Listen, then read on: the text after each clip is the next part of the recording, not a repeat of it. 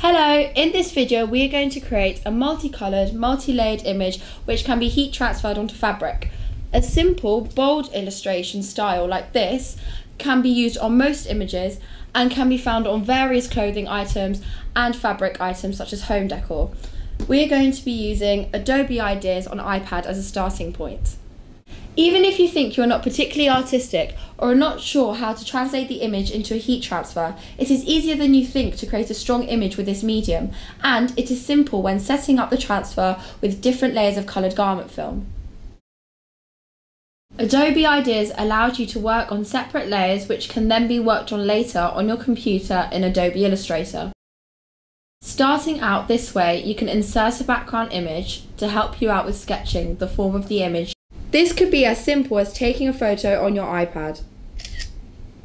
Simply click New From icon at the bottom of the screen and select Photo Library. As you can see, there are other options here for sourcing a background image, including Google Image Search. Next, you will be taken to your new document. The layers are managed via the icon near the bottom of the toolbar. It could be useful to reduce the opacity of your background layer so that you can see more clearly what you are drawing. Faded out, this will still serve as a sufficient guide. Next, you need to begin sketching out the basic, descriptive lines of the object you want to draw. Don't feel you need to accurately replicate it, but allow yourself to sketch freely, focusing on the main outlines and any noticeable curves or shadows. Here you have a choice of which tool to draw with. You can experiment here, but bear in mind that as we are aiming to make an image that can be successfully cut from film, so you need to keep it relatively simple without too much fine detail. It's best to fill in the smaller gaps. If you make a stroke you are not happy with, you have the easy option of undoing or redoing if you change your mind. Or if you need to tweak a part, there is an eraser.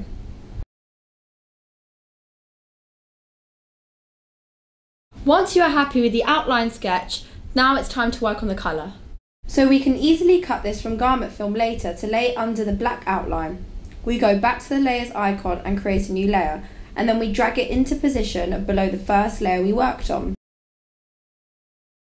Here it's best to increase the size of your drawing tool, and maybe try a different one like the marker if you use a pencil for the first layer. Now all you need to do is roughly fill in the background shape that looks pleasing to the eye.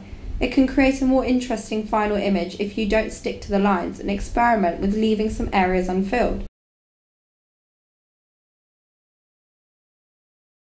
When you have this layer looking how you want it, it is a good idea to reduce the opacity of the top layer temporarily to expose the entire layer you have just drawn and clean up any hidden areas to make it a smoother shape to cut and weed.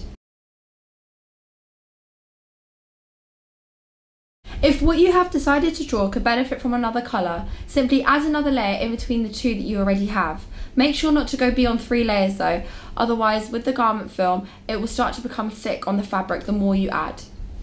When you have finished drawing, it's time to transfer the image onto your computer.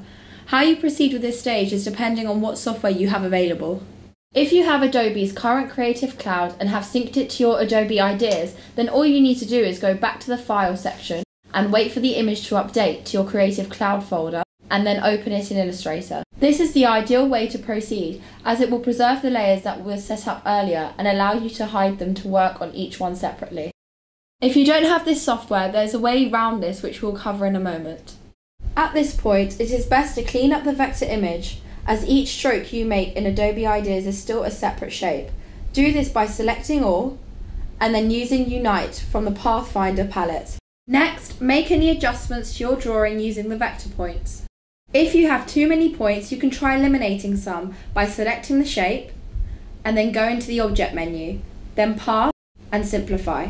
In this window, you can adjust how much the shape is simplified by. It is usually best not to alter it too much, but it will still eliminate unneeded points.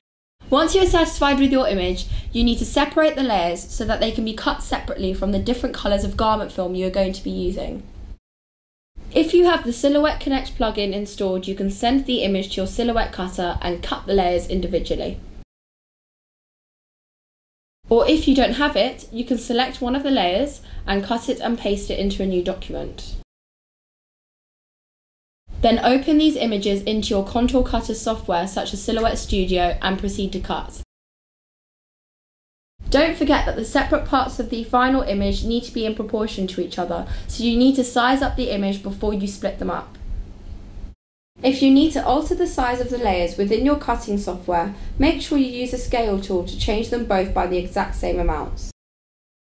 If you don't have Adobe Creative Cloud, you will need to email the image to your computer. Unfortunately though, the layers will not be preserved in the PDF, but it will still be an editable vector file so that all the tweaking is still possible. So how we get round this is by dragging the layers apart within Adobe Ideas using the Move tool and then sending like this.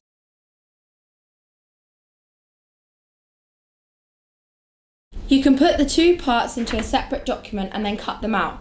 Once you have cut the separate parts and weeded them, all that is left to do is heat press them onto your chosen item. When using Flex Cut Sticky and when layering, you need to press the first layer for a few seconds until it begins to stick, and then peel away the release liner. And then carefully position the second layer, and then press for the full recommended time.